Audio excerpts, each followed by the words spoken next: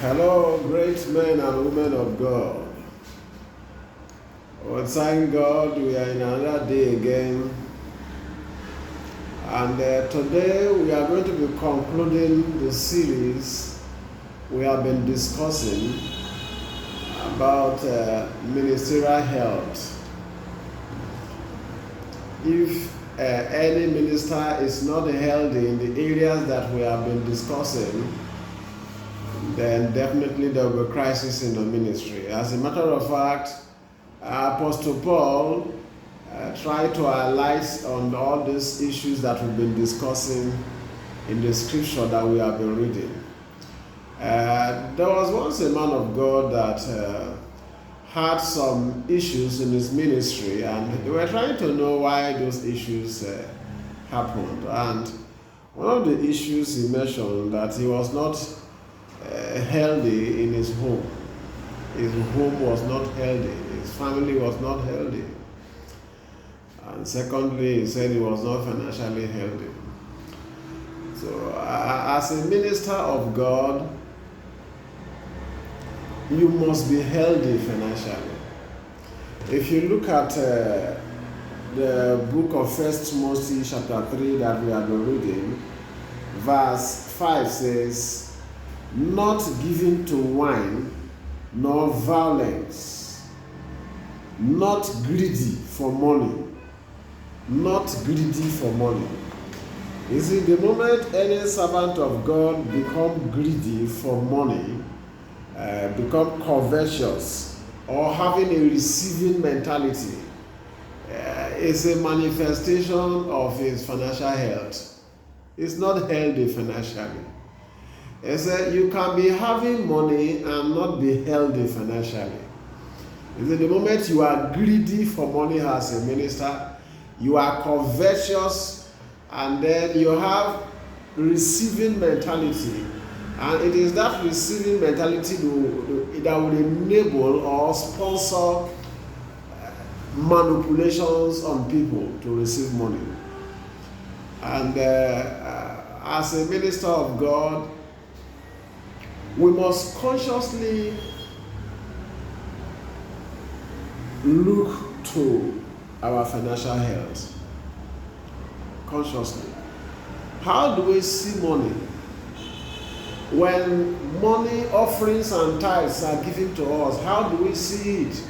The moment you see tithes and offering as your own, you are not healthy financially in ministry. You are not healthy. I remember one of my friends told me that his ministry is his oil field. How can God's call upon your life to fulfill an assignment become an oil field to you? How? It's very funny. So I want to challenge you. Be healthy financially. Be healthy. In these areas we have counted. Refuse to be greedy, refuse to be covetous. Completely abort the mentality of receiving that everybody must give to you. So everything, even your prayers, you attach some givings to him. You must have to drop a seed. Without a seed, the prayer will not work. You have to attach something to it. You know, all those kind of mentalities. You could be led to do it, but it shouldn't be led with that mentality. That is the point. Then secondly, as that minister said, family health. Family health. Apostle Paul still says something about family there. He said, verse 4 says, if you intend to be a bishop, a minister of God, these are the requirements. And if you can meet up with these requirements, then you are qualified to be a minister. And the requirements that Apostle Paul was discussing here, one of the requirements is a family health. And he said, one who rules his home well, having his children in subjection with all reverence. As a minister of God, you must be a man or a woman that can rule your home well. So Paul is saying, if you cannot rule your home well, If you cannot manage your family well, then how can you manage the flocks of God? So your family health needs a serious attention because it's a qualification for ministration. And since it has become a qualification, you must have to work on your family life. What is the relationship between you and your wife or you and your husband? What is the relationship between you and your children? He said, these days it has become so common that minister children are becoming so wayward.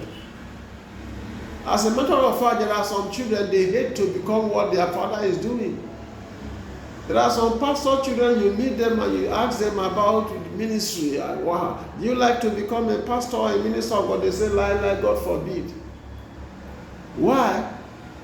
Because their father is not an example in some cases. You see, the moment as a minister of God, you don't have time for your family. Your family life is not healthy. You see, there are some cases whereby some men of God, they have become so busy with the kingdom that they have become useless in their family. It is not healthy. You must not be so busy traveling around the whole world forgetting your family. Create time for your family, minister of God. Let me tell you one thing. God forbid your ministry will not close down. But if anything happens to that ministry, the only closest person to you is either your husband or your wife or your children. Pay attention to your family. Make sure your family life is healthy. The health of your family is the health of your ministry. If your family life is not doing well, it will affect your ministry. So you must make sure it's a serious thing to handle. The same focus you have for your ministry. As a matter of fact, your focus and attention for your family should be high. There are some weeks, create time and stay out of other activities and spend time with your wife or your husband and the children.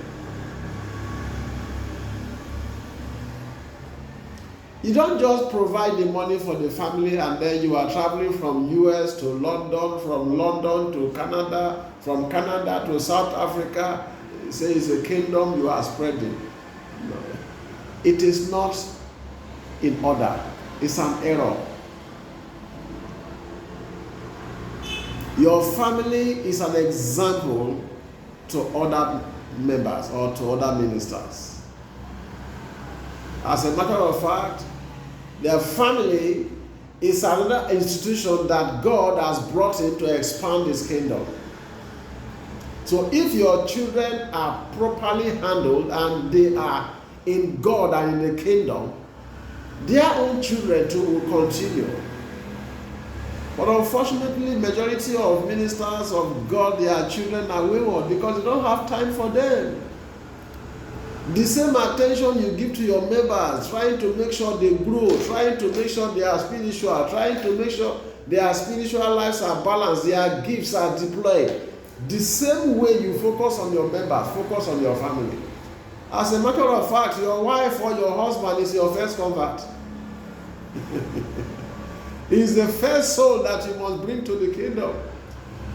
Is the first soul that you must convert to make sure is expanding the kingdom, your family.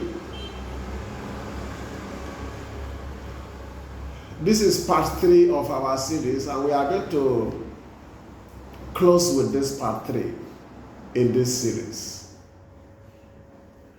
We have discussed about 6 healths of a minister. We discussed about spiritual health. We discuss about emotional health. We discuss about mental health, social health. And today we have discussed about the family health and the financial health. As a minister of God, try to be healthy in these 6 areas. It will help your ministry. I want to encourage you to share this broadcast that other ministers will will learn to be healthy in these areas. We'll come your way again with another powerful series. Patiently wait for us there. God bless you.